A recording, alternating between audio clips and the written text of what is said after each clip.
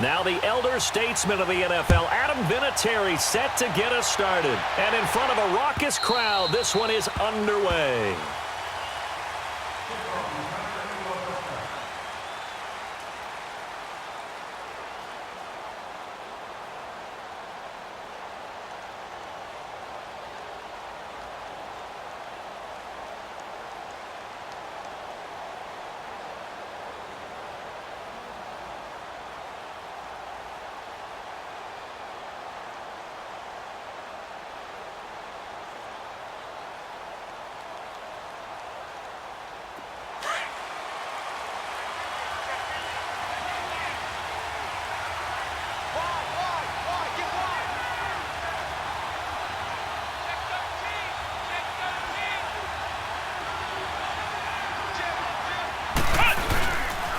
Here's Leonard Fournette, 1,000-yard rusher from a year ago. And he takes us up to the 40-yard line before being corralled. They may want to go back to that one. First play of the drive, good for 15 and a first down. And there we see an early burst that makes him one of the leading rushers in the league. Well, I want you to know, I listened to you yesterday when we were watching film. You said write down the word vision for him. It was on display there, wasn't it? It certainly was, because he allows the blocks to set up in front of him. And if that continues, it could be a long afternoon for those guys trying to play some defense. On 1st and 10, here's Barrett. Buying time to his left. And incomplete as he was knocked as he threw it. And it took the ball off course. Defensively here, you're facing a top-5 team in terms of points scored in the NFL. So when they're that high-powered, you've got to find a way to hold them under 20. Because to me, that's the magic number. 20 points scored gives yourself you give yourself your best chance to win. So if they're up around 24, 28, 30, they could be in some trouble. And I think so, because then you turn it into a shootout, and that means your offense has to keep pace. So 2nd down and 10. Once again, they'll go from the 40.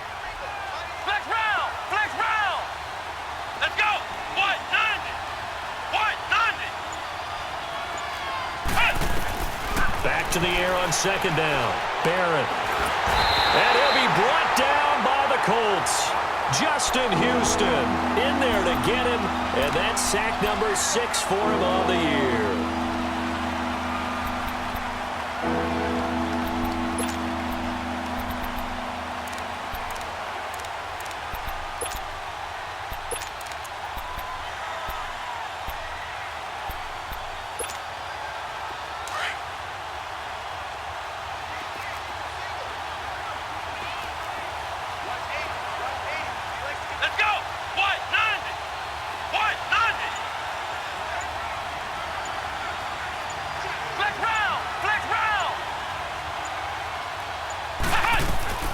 Throwing on 3rd and long. Barrett escaping the pressure right. And got his man complete.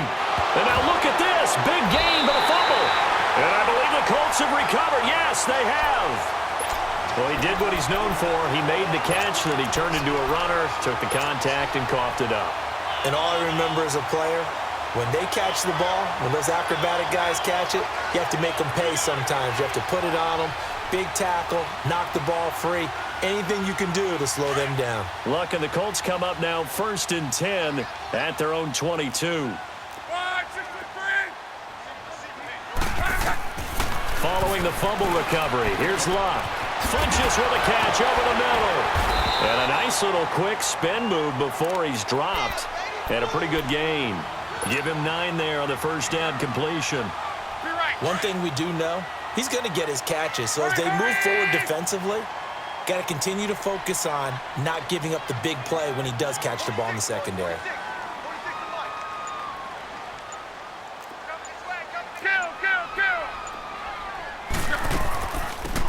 They'll run it now out of the gun. It's a loss of 2, now 3rd down. We all have habits. We can be somewhat predictable, and you know me pretty well on 2nd down and short. What I like to see. Play action. Yeah, without a doubt. I thought that was a great spot to call it. Instead, didn't go their way, did it? No, defense sold out for the run. Worked out well.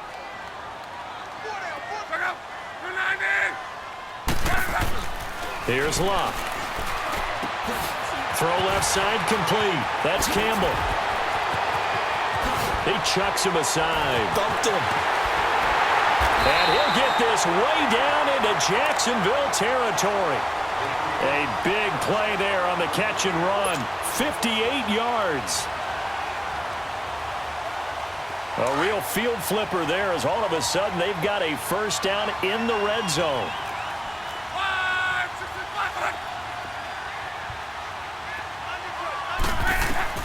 From the red zone now, Locke. Eluding, and he can't get rid of it. He's taken down. The former All-Pro Marcel Darius coming up the middle, gets him there for a loss of about 9.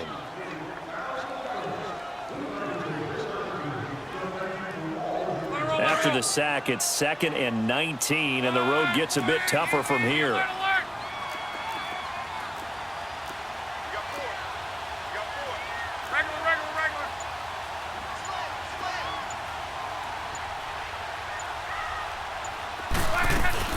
Throwing is Locke.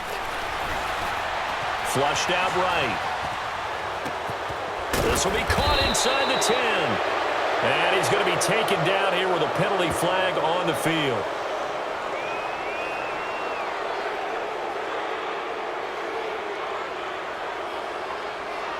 So a decent gain, but all for naught on the penalty. It's too bad, isn't it? They were feeling pretty good about it. The only people celebrating, the guys who just gave up that play. Maybe worse than the loss of yardage, they also lose the down. So now it's 3rd and long.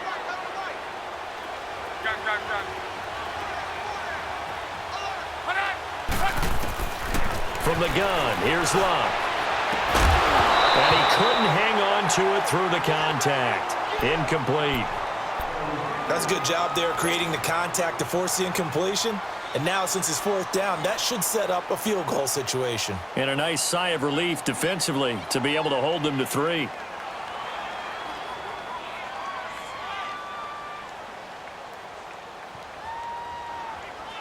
And how about this? 4th and long, and they're going to go for it. Hey, 12. 47 Mike, 47. Color. They snap it to Locke. And that is going to be incomplete. The Colts unable to convert here on 4th down. And the Jaguars are going to take possession here on the turnover on downs. The Jaguars offense now heads back onto the field. And, you know, certainly a lot of football left to be played. We're not into December yet, but right now where we stand, they're first place in their division. Looking good, looking to be a threat come January. And let's think about what every team has in their goals, all right? Number 1 goal is what? Make the playoffs. Number 2 goal is win your division.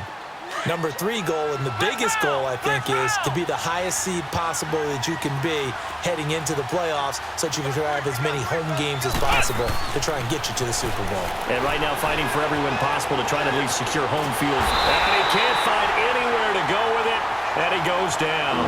Brandon, if I'm an offensive coordinator and I see an all-out rush like that, I'd file it away because I'm going to use their aggressiveness against them as this game goes on. I'm going to hit them with a screen soon.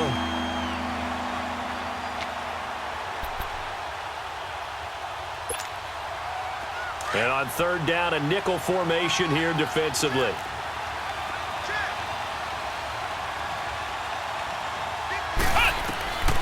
From the shotgun, here's Barrett.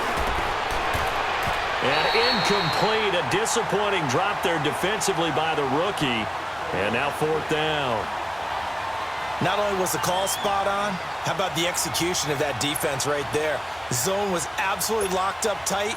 He was trying to force it in there on 3rd down. But if there's a time to force it, he felt like he needed to make a play, right? Yeah, exactly right. 3rd down, you got to try and find something. There's nothing available there for him. Fielded at the 20. Well, he wasn't too far from breaking that. Officially, give him 15. And the Colts will go on offense here, 1st and 10. Here comes the Indianapolis offense now as they get set to take over. And, Charles, if the season ended today, and it's not going to, we still have December left. More football. We're only in November. But they would be a wild card team. And that's great. They'd be in the playoffs, but you know they're trying to bump up to be one of those division leaders. That guarantees you at least one home game in the playoffs, and that's what you're really seeking. But there also isn't much margin for error for this team, right? Because right where they're sitting, a 2-game losing streak could have them out of the playoffs, so they've got to make sure they continue to keep the momentum going. Absolutely. There's some sharks smelling blood in the water behind them. Now Luck, flush to his right. Now he's going to throw it deep. He's got a man, complete. And he's going to get this down to the 35-yard line. A very nice pickup of 33 yards. In our pregame meeting, all they talked about was keeping him hemmed in and wanting him to make his throws from the pocket because they knew he was pretty dangerous if he got outside, and he just showed it right there.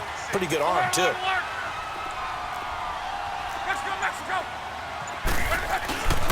They'll run now with Ware. And an alley to run. And inside the 20 before he's brought down. Another big hitter there. This one good for 18. At this stage of the game, the run-pass numbers are a little bit out of whack because most of their yardage has come through the air. But in a sense, that just sets things up for big runs like that because the defense might be a little bit off balance. They pick up another first down with that run.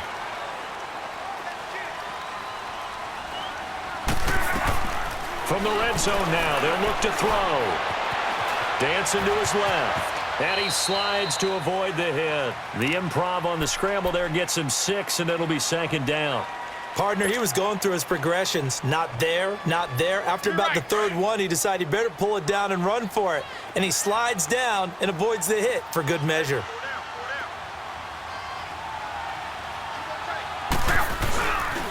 They run it here. Ware. And he'll get this one down to about the 10-yard line. Just a yard on the pickup there, and it'll leave him with a 3rd and 3. But we just saw a great example of what we talked about with his coach prior to the game. He's definitely one of the better linebackers at reading a play and flowing to make the stop before it turns into something big. And the Jags have 5 in the secondary here on 3rd down.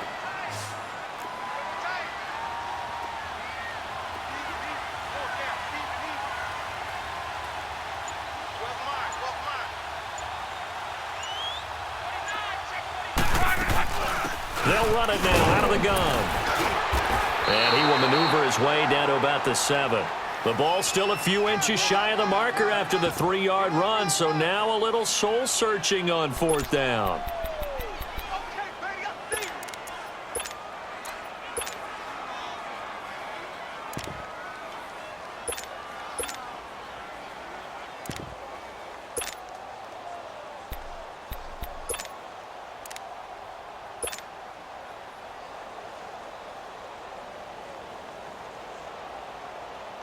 They failed once in this spot earlier, but the offense will stay out to go for it on 4th down. Luck going to keep it on the sneak. And he'll be touched down here, but not before he does pick up the first. They only get a hard-fought yard, but that's all they needed. It pays off the decision to go for it, 1st and goal.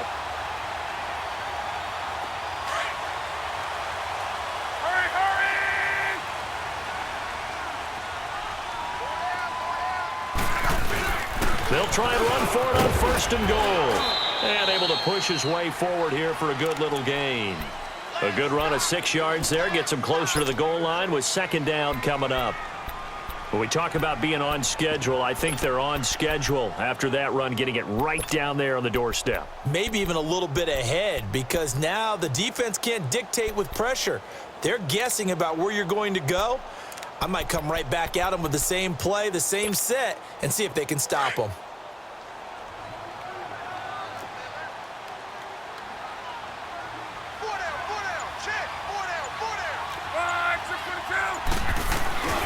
He'll get it up the middle. And he will fight his way into the end zone for a touchdown. Spencer Ware, his 2nd touchdown on